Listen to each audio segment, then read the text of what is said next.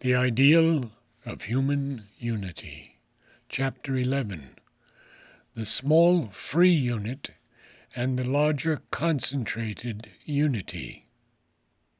If we consider the possibilities of a unification of the human race on political, administrative, and economic lines, we see that a certain sort of unity or first step towards it appears not only to be possible,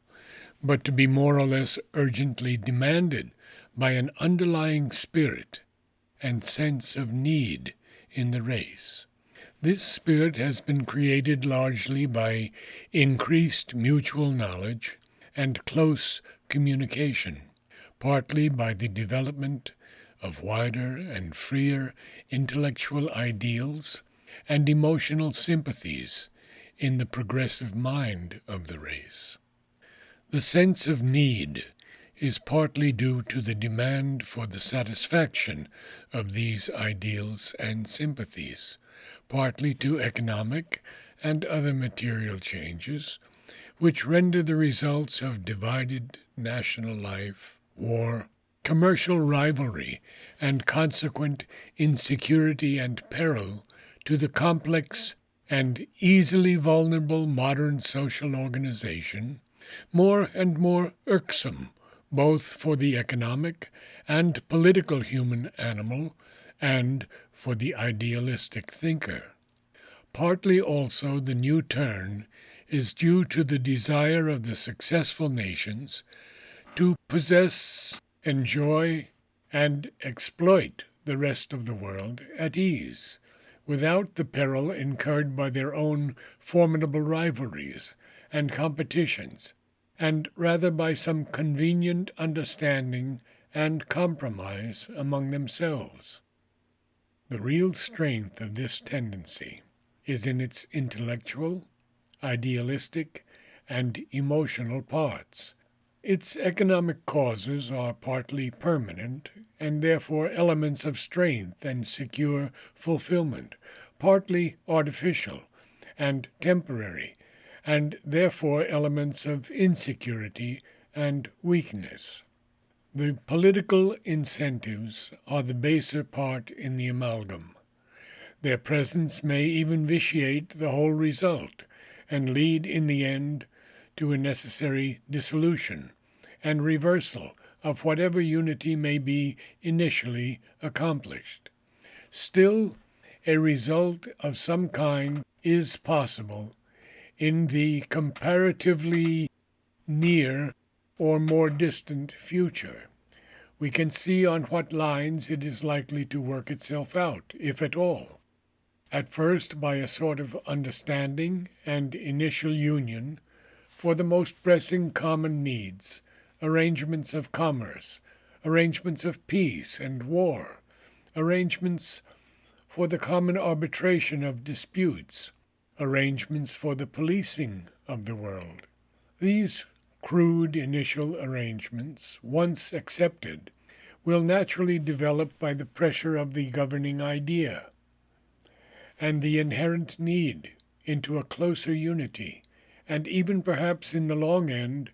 into a common supreme government, which may endure till the effects of the system established and the rise of other ideals and tendencies inconsistent with its maintenance lead either to a new radical change or to its entire dissolution into its natural elements and constituents. We have seen also that such a union is likely to take place upon the basis of the present world, somewhat modified by the changes that must now inevitably take place. International changes that are likely to be adjustments rather than the introduction of a new radical principle, and social changes within the nations themselves of a much more far-reaching character. It will take place, that is to say, as between the present free nations and colonizing empires, but with an internal arrangement of society and an administrative mold progressing rapidly towards a rigorous state socialism and equality by which the woman and the worker will chiefly profit. For these are the master tendencies of the hour. Certainly no one can confidently predict that the hour will victoriously prevail over the whole future. We know not what surprises of the great human drama, what violent resurgence of the old nation idea, what collisions, failures, unexpected results in the working out of the new social tendencies, what revolt of the human spirit against a burdensome and mechanical state collectivism, what growth and power perhaps of a gospel of philosophic anarchism, mission to reassert man's ineradicable yearning for individual liberty and free self-fulfillment, what unforeseen religious and spiritual revolutions may not intervene in the very course of this present movement of mankind, and divert it to quite another denouement. The human mind has not yet reached that illumination, or that sure science by which it can forecast securely even its morrow. Let us suppose, however, that no such unexpected factor intervenes. The political unity of mankind, of a sort, may then be realized. The question still remains whether it is desirable that it should be realized thus and now, and if so, under what circumstances, with what necessary conditions, in the absence of which the result gained can only be temporary, as were former partial unifications of mankind. And first, let us remember at what cost humanity has gained the larger unities it has already achieved in the past. The immediate past has actually created for us the nation, the natural homogeneous empire of nations, kin in race and culture, or united by geographical necessity and mutual attractions, and the artificial heterogeneous empire secured by conquest, maintained by force, by yoke of law, by commercial and military colonization, but not yet welded into true psychological unities. Each of these principles of aggregation has given some actual gain or some possibility of progress to mankind at large, but each has brought with it its temporary or inherent disadvantages and inflicted some wound on the complete human ideal. The creation of a new unity, when it proceeds by external and mechanical processes, has usually, and indeed almost by a practical necessity, to go through a process of internal contraction before the unit can indulge again in a new and free expansion of its inner life.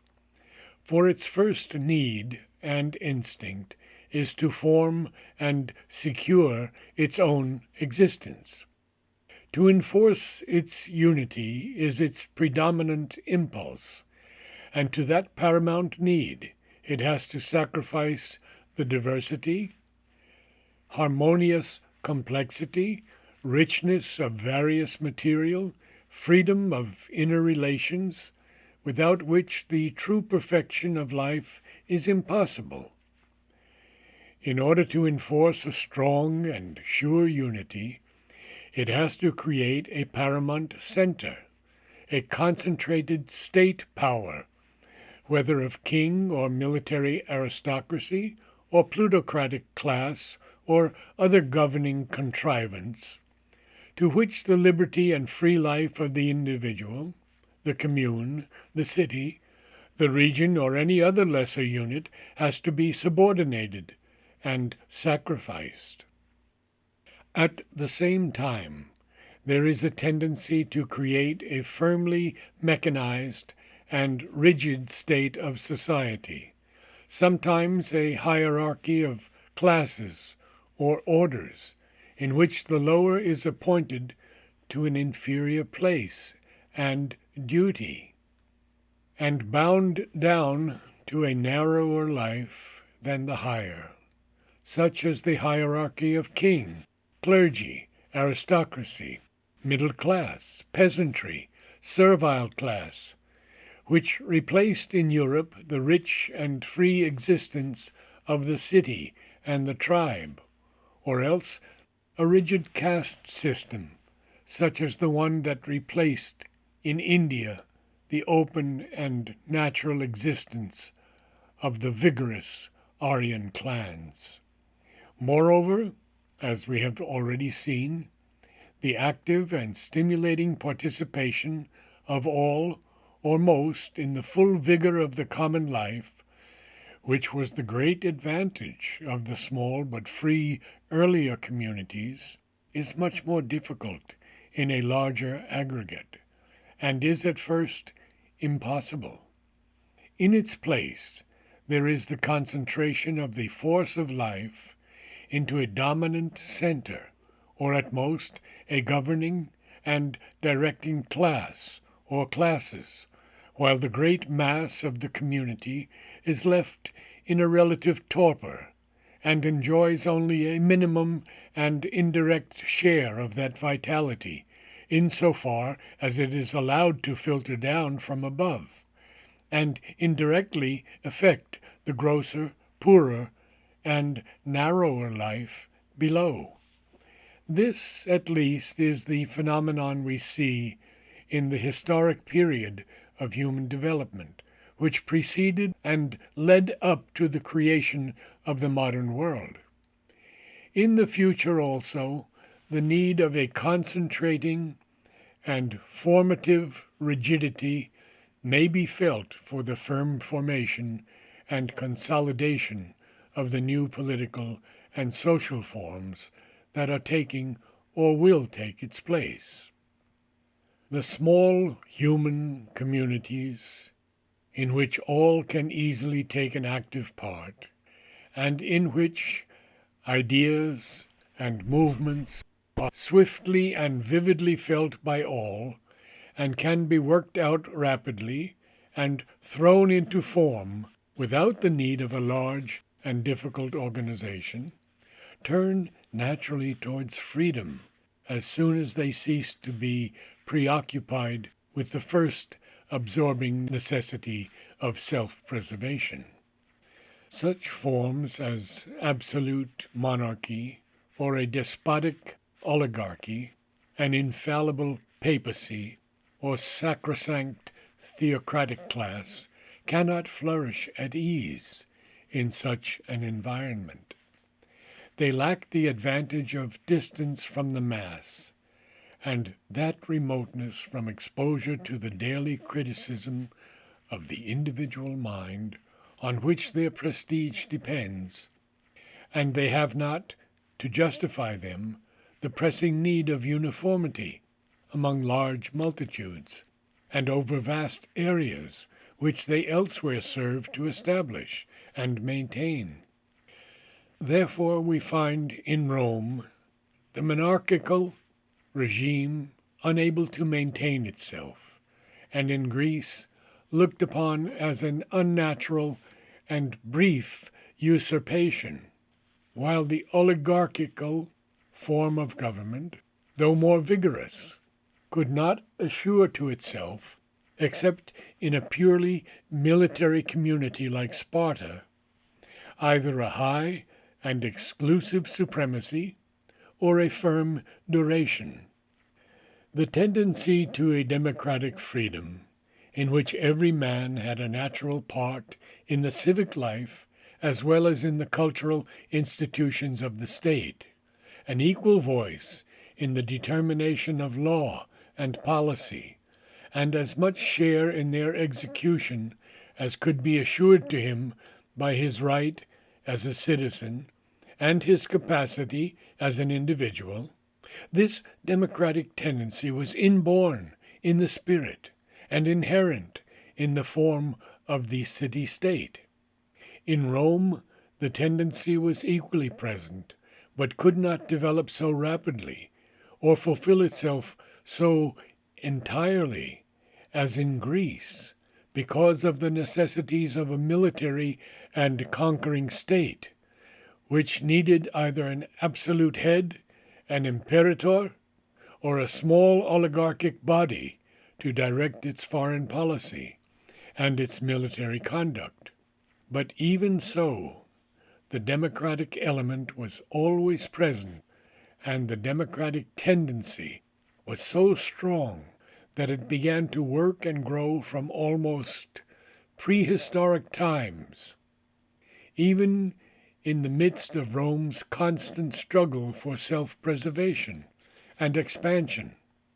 and was only suspended by such supreme struggles as the great duel with Carthage for the empire of the Mediterranean. In India, the early communities were free societies in which the king was only a military head or civic chief. We find the democratic element persisting in the days of Buddha and surviving in small states in the days of Chandragupta and Megasthenes, even when great bureaucratically governed monarchies and empires were finally replacing the free earlier polity. It was only in proportion as the need for a larger organization of Indian life over the whole peninsula, or at least the northern part of it, made itself increasingly felt that the form of absolute monarchy grew upon the country, and the learned and sacerdotal caste imposed its theocratic domination over the communal mind and its rigid shastra as the binding chain of social unity and the binding link of a national culture. As in the political and civic, so in the social life, a certain democratic equality is almost inevitable in a small community. The opposite phenomenon of strong class distinctions and superiorities may establish itself during the military period of the clan or tribe, but cannot long be maintained in the close intimacy of a settled city-state, except by artificial means, such as were employed by Sparta and Venice. Even when the distinction remains, its exclusiveness is blunted, and cannot deepen and intensify itself into the nature of a fixed hierarchy. The natural social type of the small community is such as we see in Athens, where not only Cleon the tanner exercised as strong a political influence as the high-born and wealthy Nicias, and the highest offices and civic functions were open to men of all classes. But in social functions and connections also there was a free association and equality. We see a similar democratic equality, though of a different type, in the earlier records of Indian civilization. The rigid hierarchy of castes, with the pretensions and arrogance of the caste spirit, was a later development. In the simpler life of old, difference or even superiority of function did not carry with it a sense of personal or class superiority. At the beginning, the most sacred religious and social function, that of the rishi and sacrificer, seems to have been open to men of all classes and occupations. Theocracy caste, and absolute kingship grew in force pari passu like the Church and the monarchical power in medieval Europe, under the compulsion of the new circumstances created by the growth of a large social and political aggregates. Societies advancing in culture under these conditions of the early Greek, Roman, and Indian city-states and clan nations were bound to develop a general vividness of life and dynamic force of culture and creation, which the later national aggregates were obliged to forego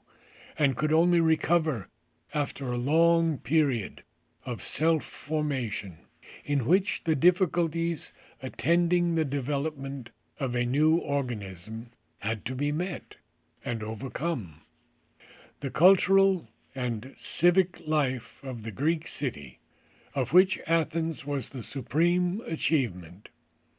a life in which living itself was an education, where the poorest as well as the richest sat together in the theatre